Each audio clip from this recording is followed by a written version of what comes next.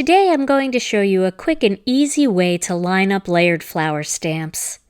Hi everyone, it's Gina K from Gina K Designs, and welcome back to my channel. Several of you requested a video on how to layer the flowers from the Pop Art Flower stamp set. This set originally came in a kit, and it will be available soon as a standalone stamp set. It comes with this convenient layering guide, and the guide is key in helping you determine where to line up parts of the flowers.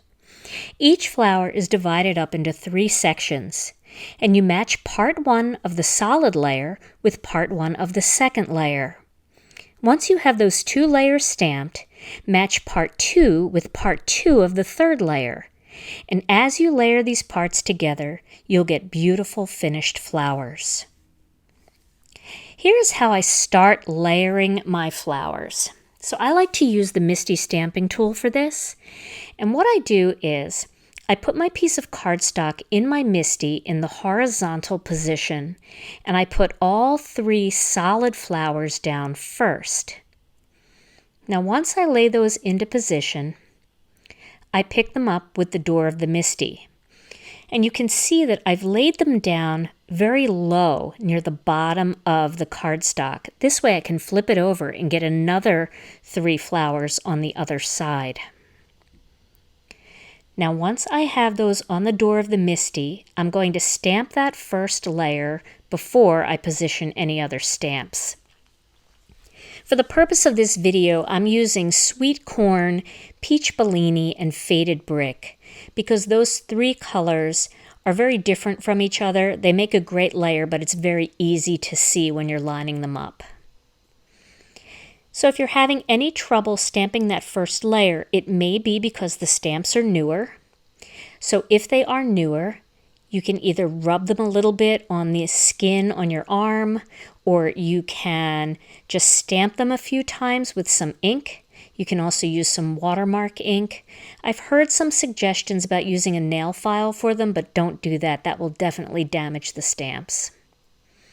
So now I'm putting the cardstock in the other position of the Misty. So you can see I flipped it around, and now I'm going to layer the second layer on. Now, using the layering guide, I'm actually just taking a look at what that's going to look like by using the image sheet from the stamp set.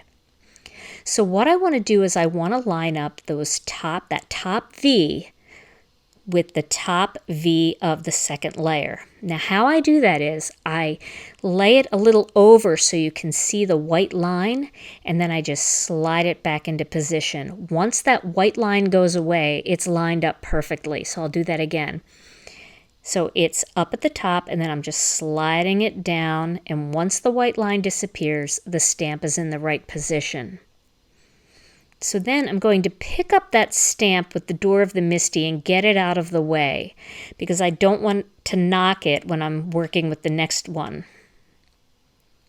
So now I'm going to layer my next one. This one I'm going to line up that little point, that little black point you see there with the point on the sweet corn one.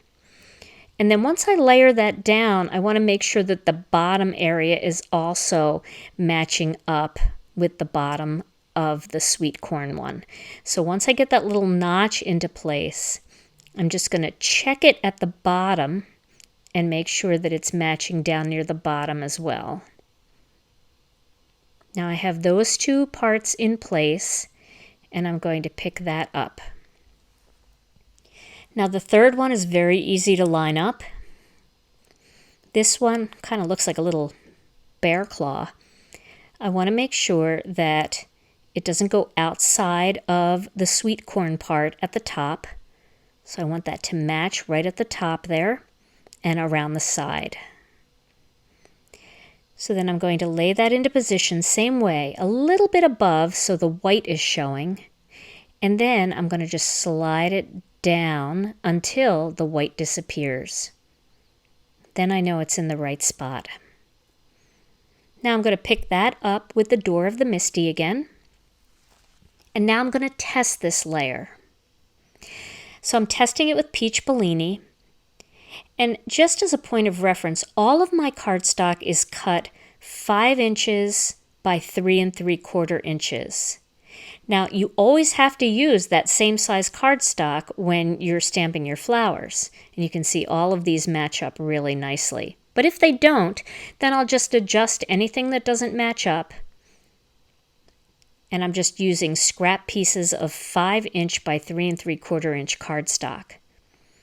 And then when I start my mass production, I'll use my better quality cardstock, cut to the same size. So I'm lining this up right at that 7" mark, and I'm going to get ready to layer my third layer. Now the third layer isn't as tricky as you think. So what I'm going to do here is there are 2 little dots there, and there's 2 empty little yellow dots there. So I'm going to lay the yellow dots and the zigzag so the zigzag lines up. So I'm starting with the little yellow dots. And they're going to line up with those 2. The little black dots line up with the little yellow dots, and then that zigzag pattern on the side will fit right into the zigzag that's left behind in yellow. So I'm just going to line that all up. And once that is lined up into place, then I'm going to pick it up with the door of the MISTI. Now my magnet is in the way a little bit, so you want to make sure that your magnet's not in the way. So just kind of get it in the middle there. But I was able to pick up the stamp without a problem. Now this one, again, is pretty easy to line up. There's a couple little humps there. I'm going to line them up into those little yellow humps. And I want to make sure that once I get that into place, that this little area right here, right there, where my finger's pointing, matches down at the bottom there.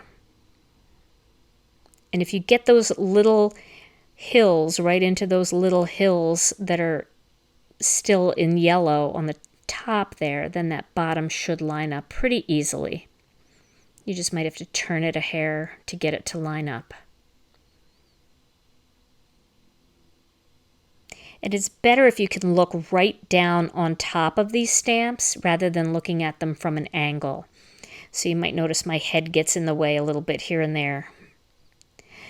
So now for my final one, this is super easy to line up. There's just an empty little yellow spot on that flower that this stamp is going to slip right into. So I'm going to take the stamp and I'm kind of just sliding it right in. And once that's slid right in, I'm just going to look at it right on top to make sure it looks right. Sometimes they're a little sticky, so they stick to your fingers. And that looks pretty good. Now, you'll notice, though, my cardstock shifted. So I was getting ready to pick it up, but I had to put my cardstock back in that right position there. So I'm putting it right to the 7" mark and making sure it's touching the bottom of the MISTI, and then I picked up that last stamp. So now I'm going to stamp this one in the faded brick so you can really see the way it all comes together. So I'm inking my stamp up with faded brick, and I do like using bigger ink pads when I'm doing 3 stamps at a time, but I've done them with the ink cubes and they certainly will work. So that's my third layer, and it looks like everything is in place where it should be. So now I'm going to show you how the mass production works. Now you've got everything in your MISTI all lined up, all 3 sections. And the biggest thing you have to remember is to clean the stamps after each layer, because they will touch your cardstock when you're stamping that third area there. You're going to make contact with the paper, so you want to make sure your stamps are clean every time. And for that first layer, I do like to ink it up a second time because I really like that ink to be a little bit deeper. So I'm going to ink it a second time. And then I'm going to shift it to the other side of my MISTI for layer 2. But before I do that, I'm going to clean those stamps. Just make it a habit of always cleaning your stamps before you go on to the next layer. It not only will protect your stamped images, but it also protects your MISTI mat if you don't have any paper or you're not using the mouse pad. So I'm going to stamp that second layer. And then once that's stamped, I'm going to put it down at that 7-inch mark again. And then I'm going to clean my stamps. I always like to tap on them to make sure there's no excess water on there, that they feel dry. And then I'm going to stamp this layer with faded brick.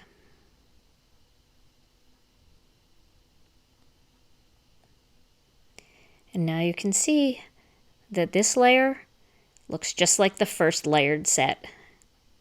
And that's a great way to get 6 flowers on each piece of cardstock. So make sure you just leave these stamps in your MISTI and go ahead and mass produce lots of flowers and then lots of leaves. And you'll have them all ready to go for when you want to make cards. Well, I hope these little tips and tricks helped, and I hope you'll give the Pop Art Flowers stamp set another try and stamp some beautiful layered flowers. Now here are a couple other videos that I think you might enjoy, and I would love you to hit the subscribe button so you never miss another video. Thanks so much for watching, and I'll see you again soon.